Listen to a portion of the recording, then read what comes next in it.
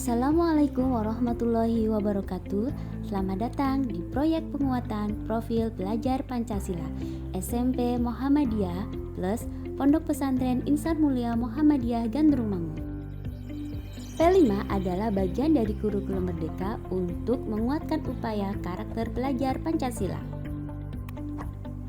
Untuk tahun ajaran 2023-2024, SMP Muhammadiyah mengambil tema besar di antaranya 1. Gaya hidup berkelanjutan dengan topik pembuatan pupuk kompos. 2. Suara demokrasi dengan topik pemilihan ketua IMM. Ketiga, dengan tema kebinekaan global dengan topik pembuatan makanan khas daerah.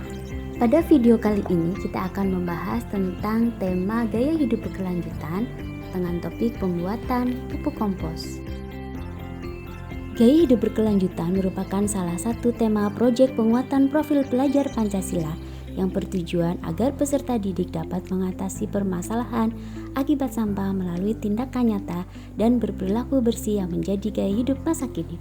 Sekolah berupaya membangun cara berpikir baru dalam memandang sampah yang semula menjadi masalah berubah menjadi solusi. Harapannya peserta didik mampu menjadi sumber daya manusia yang unggul dan berprofil pelajar Pancasila melalui proyek ini.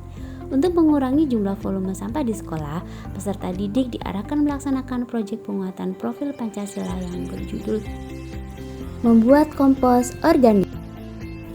Selanjutnya, relevansi tema dan topik. Peserta didik diajak untuk peka dan sadar terhadap lingkungan sekolah di mana ada sampah yang bisa didaur ulang menjadi pupuk kompos. Peserta didik juga diikutsertakan untuk memanfaatkan hasil sampah organik yang berupa daun atau bagian tumbuhan atau hewan sehingga dapat diolah menjadi produk baru yang bermanfaat untuk tanaman. Selanjutnya, tujuan dari proyek ini adalah membantu peserta didik untuk mengetahui manfaat dan bahaya limbah bagi kehidupan saat ini dan yang akan datang bagi kehidupan sehari-hari, serta peserta didik mampu mengolah sampah organik menjadi ramah lingkungan. Adapun dimensi pada proyek ini adalah yang pertama, beriman bertakwa kepada Tuhan Yang Maha Esa. Kedua, bergotong royong. Ketiga, mandiri. Dan keempat, kreatif dengan elemen dan subelemen sebagai berikut. Sebelum pelaksanaan proyek, terlebih dahulu dilakukan tahapan perencanaan yang kegiatannya diantaranya adalah membentuk fasilitator, mengidentifikasi kesiapan satuan pendidikan, merancang tema, dimensi dan alokasi waktu, serta menyusun modul. Pada tahapan ini melibatkan seluruh stakeholder termasuk komite sekolah dengan waktu pelaksanaan di awal tahun ajaran baru. Jadwal kegiatan P5 proyek ini adalah sebagai berikut. Pada pelaksanaan kegiatan proyek P5 ada beberapa tahapan yang dilewati. Yang pertama, tahap pengenalan. Pada tahapan ini, peserta didik diharapkan mampu mengenali dan membangun kesadaran terhadap tema yang sedang dipelajari, di antaranya pengenalan terhadap sampah, pengenalan terhadap karakteristik sampah, serta pengolahannya. Tahapan kedua adalah kontekstual. Pada tahap ini, peserta didik diajak untuk membuat persiapan tempat pembuatan pupuk, memilih dan mengumpulkan sampah organik, serta membuat stiker kemasan produk. Pada tahapan ini, mereka saling bertukar pikiran serta berdiskusi mengenai topik pupuk kompos dan pelestarian alam. Tahap ketiga adalah tahap aksi.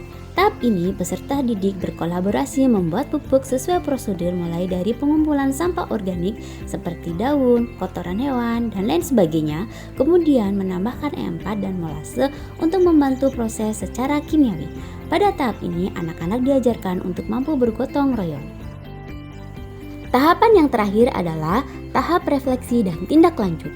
Pada tahap ini, peserta didik memanen pupuk kompos, mengemas pupuk kompos yang siap dipasarkan atau dipamerkan dalam gelar karya sebagai upaya usaha untuk mengedukasi dan mengevaluasi kinerja mereka selama kegiatan.